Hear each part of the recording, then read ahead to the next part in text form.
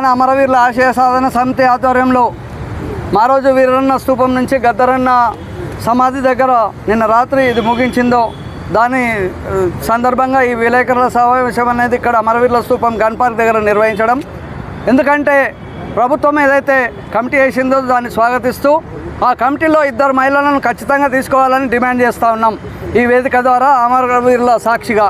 అదేవిధంగా 250 గదాలు 25,000 పెన్షన్లు ఇస్తామన్నారు, అది ఖచ్చితంగా ఇవ్వాల్సిందే.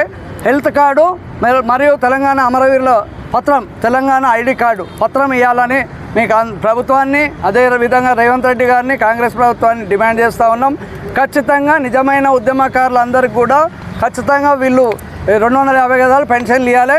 కొందరు ఫేక్ ఉద్యమకారులు కూడా కొందరు ఫేక్ ఫోటోలు గిటోలు అవన్నీ మార్పింగ్లు కూడా చేస్తున్నారు అనేది మా వచ్చిన సమాచారం. వాళ్ళందరినీ కూడా ఎట్టి పరిస్థితుల్లో మనం దీంట్లోకి తీసుకోవాల్సిన అవసరం లేదు. నిజమైన ఉద్యమకారులు తప్ప ఏ ఒక్క ఉద్యమకారుడు గారికి ఇవ్వద్దు అనేది ప్రభుత్వాన్ని విన్నవిస్తూ ధన్యవాదాలు చెప్తూ జవహర్ తెలంగాణ అమరవీరులకు. తెలంగాణ మలిదశ ఉద్యమంలో మారోజు వీరన్న కరివిరాల కొత్తగూడెం పుట్టి పెరిగిన వీరన్న సూర్యాపేటలో తొలి సభ పెట్టి తెలంగాణ జెండనెత్తి తెలంగాణ ఉద్యమంలో తెలంగాణ ఉద్యమానికి పురుడు పోస్తూ మలిదశ ఉద్యమాన్ని స్టార్ట్ చేసిన వీరన్న తెలంగాణ ఉద్యమం పాల్గొన్నందుకే అప్పుడున్న టీడీపీ గవర్నమెంటు బూటకప్పు వెనుక ఉంటారులో హత్య చేయడం జరిగింది.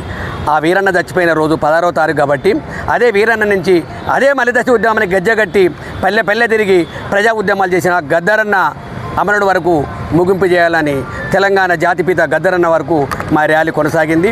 ప్రధానంగా కూడా ఇప్పటివరకు కూడా కేసులలో ఉన్నాము. ఎందుకంటే ఉద్యమాన్ని ముందుకు తీసుకెళ్ళిందే విలేకరన్నలు. అన్ని విధాలు కూడా మాకు అప్పనిచెప్పుడు ఉన్నవారు కాబట్టి మీరు వారినే ప్రపంచానికి తెలుస్తుంది కాబట్టి అన్నలారా మేమందరం కూడా మారోజు వీరన్నతోని బాడినాం, బెల్లి లలితక్కతో ఆడినాం, గద్దరన్నతో బాడి ఈరోజు వరకున్నాం. ఇక్కడ వరకు మా మీద కూడా రకరకాల కేసులు, టోల్ గేట్ అని ఎన్నో కేసులు ఇప్పటిదా కూడా కేసులు కొట్టేకుంటున్నారు. అయినా కూడా తెలంగాణ ఉద్యమంలో ఈ ఎఫ్ఐఆర్ ఉంటేనే ఇస్తామనే మాట చాలా బాధాకరము. మా పిల్లలందరూ కేసులలో ఉన్నారు. పోలీసు వాళ్ళు ఏం చేసినాం, ఇంతమంది కేసులు ఇబ్బంది అని చెప్పి ఒక్కొక్కరిని కేసులు వేసుకొని మాలాంటి వాళ్ళ మీద కేసు అయింది. మా పిల్లలందరినీ ఇంటికి పంపించినాం. టోల్ గేట్ కావచ్చు, రకరకాల కేసులలో. ఇవాళ వాళ్ళకి ఏనంటే ఎంతవరకు న్యాయం? వాళ్ళు దెబ్బలు తిన్నారు, వాళ్ళు జైల్లో, వాళ్ళు రిమాండ్ అయ్యిండ్రు, వాళ్ళని చాలా ఇబ్బందులు పడ్డారు. ప్రతి దగ్గర కంపాలల్లో కట్టెలలో పడుతుంటే మీరే ప్రత్యక్ష సాక్ష్యము. అందుకనే అందరికీ న్యాయం జరగాలని కొందరికి కాకుండా ఇప్పటి వరకు కూడా అలనాడు ఇవాళ తెలంగాణ రాజ్యం వచ్చి 13 సంవత్సరాల దగ్గరకు వస్తున్నా కూడా నిజమైన ఉద్యమకాలని కొందరికి మేలు జరిగింది. కానీ కొందరు తెలంగాణ ఇంకెంత ఘోరం అంటే గిన్ని డబ్బులైతే ఎఫ్ఐఆర్ వస్తుంది, గిన్ని డబ్బులైతే గిట్టొస్తాయని కొత్త పైరవులు కొన్ని కొత్త సంఘాలు పుడుతున్నాయి. అలాంటి పైరవకారులను కూడా మీకు తెలుసు ఎవరు ఉద్యమం చేసింది, ఎవరు చేయింది అనుమానం తెలుసు.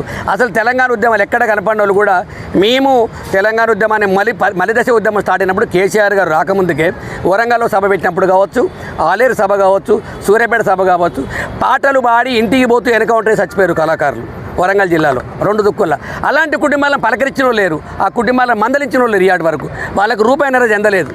అలాంటి కళాకారులకు కూడా ఇప్పుడు ఇక్కడున్న సాయిరామ్ కానీ, మా సీనన్న, మా ఉద్యమ రథసారథి వారు రాష్ట్ర అధ్యక్షులకు ఉండి మా ఎంటుండి మమ్మల్ని అందరినీ కూడా ప్రతి అమరవీరుని దగ్గర ఒక్కొక్క అమరవీరుని దగ్గర చెప్తుంటే చాలా బాధకరం అనిపించింది.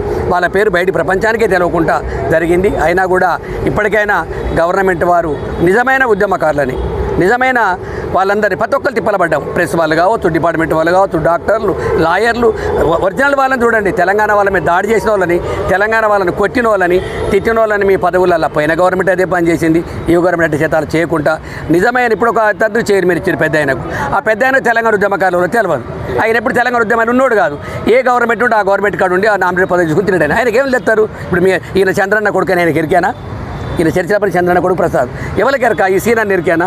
ఎవరికి పూలకి ఎరికానా? ఆయనకు రియల్గా ఉన్న తెలంగాణ ఉద్యమంలో పాల్గొన్న వాళ్ళకు ఎవరైతే ఉన్నారో వాళ్ళని పెట్టి నిజమైన ఉద్యోగాలు సేకరించి నిజమైన ఉద్యమకారులకు న్యాయం అన్ని విధాలు, ఒక కళాకారులకు, కవులకు, ప్రొఫెసర్లకు, లాయర్లకు అందరూ కూడా న్యాయం జరగాలని పాలకపక్షాన్ని మా తెలంగాణ అమరవీరుల సాధన సమితి తరపున విజ్ఞప్తి చేస్తూ ఇక్కడికి వచ్చిన ప్రసన్నలందరికీ సలాం. ఈరోజు ముఖ్యంగా ఈ బస్సు యాత్ర తీసుకోవడానికి ప్రధాన కారణం ఏంటంటే తెలంగాణ ఉద్యమకారులను, తెలంగాణ అమరవీరుల కుటుంబాలను, తెలంగాణ దగాపడ్డ కళాకారులను, తెలంగాణలో బలి అయిన తెలంగాణ దేశవ్యాప్తంగా తెలంగాణ పోరాటాలను చూపించిన జర్నలిస్టులను కూడా మర్చిపోయిన ఈ తెలంగాణ గత ప్రభుత్వం మర్చిపోతే ఈ ప్రభుత్వం ఏదో ఒకటి చేస్తుందని చెప్పేసి ఆశించినాం. 2.5 సంవత్సరాలు అవుతుంది, కమిటీ వేశారు. మరి కమిటీని కూడా స్వాగతిస్తున్నాం. ఈ బస్సు యాత్రలో ముఖ్య ఉద్దేశం ఏంటంటే, ఈరోజు బస్సు యాత్ర ముగింపు ముఖ్య ఉద్దేశం ఏంటంటే, మా డిమాండ్స్ ఏంటంటే ప్రతి ఒక్కరిని గ్రామ స్థాయిలో గుర్తించాలి. ఎందుకు గ్రామ స్థాయిలో గుర్తించాలంటే, ఇవాళ జరుగుతున్న నష్టం ఏం జరుగుతుందంటే, పార్టీ ఆఫీసుల చుట్టూ నాయకుల చుట్టూ తిరిగి ఫైరవల్ చేసుకునే వాళ్ళు ముందంజలో ఉంటున్నారు. నిజమైన ఉద్యమకారులు, నిజమైన వాదులు పక్కకు పోతున్నారు. కాబట్టి దీన్ని గ్రామ స్థాయిలో సీరియస్గా ఉన్నటువంటి నిర్మాణాన్ని తీసుకోవాలి. అక్కడ ఉన్న గ్రామ స్థాయిలో ఉన్నటువంటి పోలీసు వ్యవస్థ కానీ, రెవెన్యూ వ్యవస్థ కానీ ఉద్యమకారులు ఎవరు అనేది తెలుస్తుంది. ఆ గ్రామ స్థాయి నుంచి తీసుకొని ఉద్యమకారులను సెలెక్ట్ చేయాలని చెప్పేసి మేము ప్రధానంగా డిమాండ్ చేస్తున్నాం. అదేవిధంగా మరి ఉద్యమకారులకు హెల్త్ కార్డు, తక్షణమే హెల్త్ కార్డు ఇచ్చి వాళ్ళని ఆదుకోవాల్సిన బాధ్యత ఉన్నది. తెలంగాణలో అమరులైన కుటుంబాలకు ₹1 కోటి ఇవ్వాలని డిమాండ్ చేస్తున్నాం. ఎందుకంటే ప్రాణం ఖర్చు ₹1 కోటి కాదు.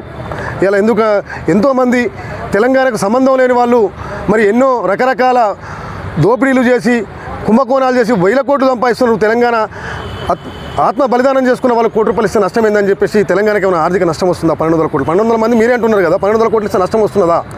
ఖచ్చితంగా తెలంగాణ అమరవీరుల కుటుంబాలకు ₹1 ఇవ్వాలి.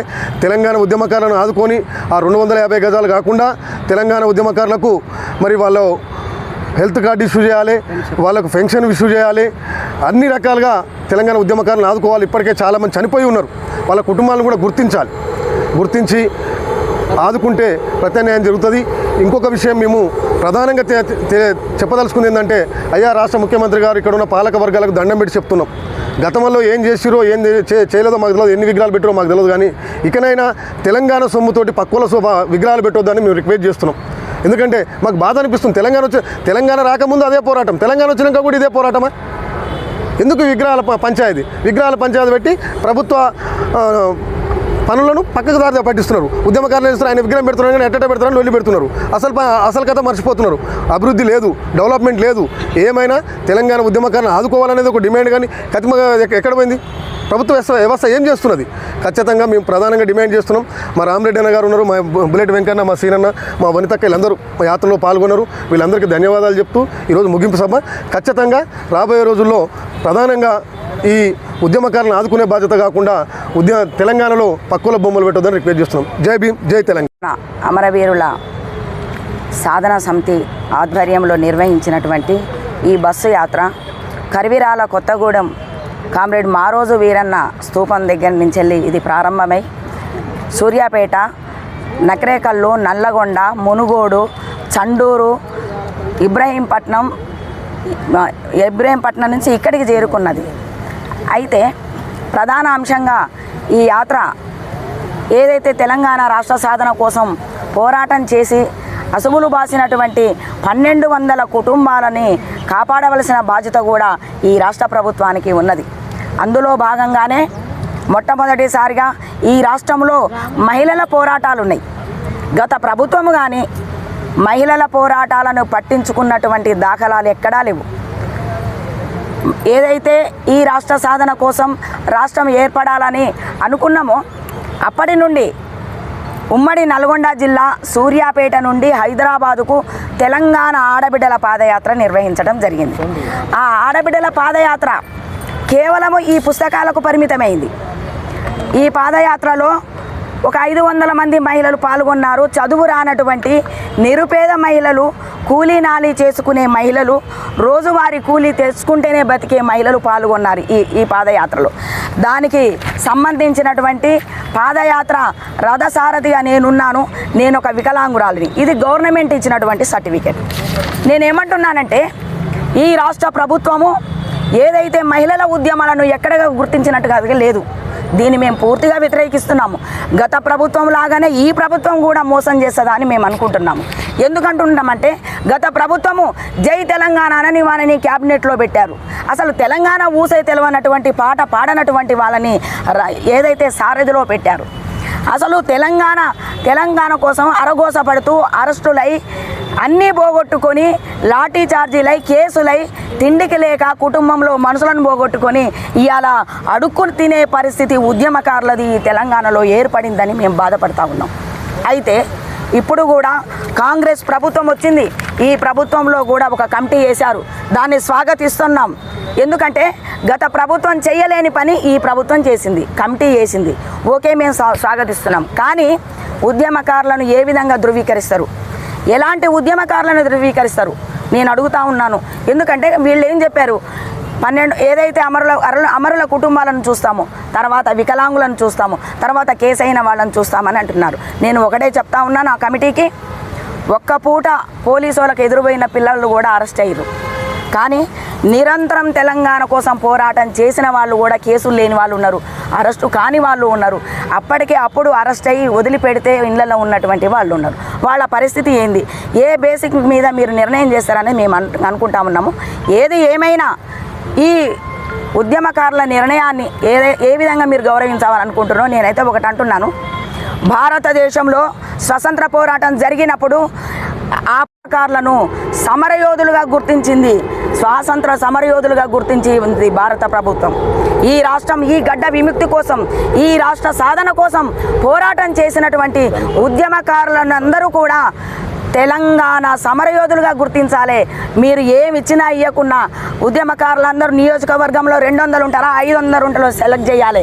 వాళ్ళను గౌరవించాలి, వాళ్ళకు అవార్డు ఇవ్వాలి, వాళ్ళకు రివార్డు ఇవ్వాలి, ఇల్లు లేనటువంటి వాళ్ళకు ఇల్లు ఇవ్వాలి, చదువుకున్న పిల్లలకు ఉద్యోగాలు ఇవ్వాలి. ఏ పారితోషికం అయితే మీరు ఇవ్వాలనుకుంటున్నారో ఇవ్వాలి. నేను మళ్ళీ చెప్తా ఉన్నాను, ఉద్యమకారుల మీద కనుక మీరు కపట ప్రేమ మళ్ళీ ప్రదర్శిస్తే మాత్రం మరో ఉద్యమానికి మేము నాంది పలుకుతాము. మేము గతంలో ఏదైతే తెలంగాణ రాష్ట్ర సాధన కోసం ఈ రాష్ట్రాన్ని కదిలించినామో, ఈసారి మాత్రం ఉద్యమకారులకు అన్యాయం జరిగినా, కళాకారులకు సారథిలో ఉద్యోగం ఇవ్వకపోయినా, ఏదైతే ఉద్యమకారులను కాపాడుకోలేకపోయినా మేమైతే తిరుగుబాటు చేస్తాము. ఇది ఈ ఉద్యమకారుల ఏదైతే తెలంగాణ జేఏసీ ఉన్నదో దాని ఆధ్వర్యంలోనే ఈ కార్యక్రమాన్ని నిర్వహిస్తామని చెప్తా ఉన్నాం. ఎందుకంటే ఇవాళ అనేక మంది ఉన్నారు, ఈ అందరిని కూడా కాపాడుకునే బాధ్యత కాంగ్రెస్ పార్టీది ఉన్నది అని చెప్పేసి కోరుకుంటూ అవకాశం ఇచ్చిన వారికి ధన్యవాదాలు.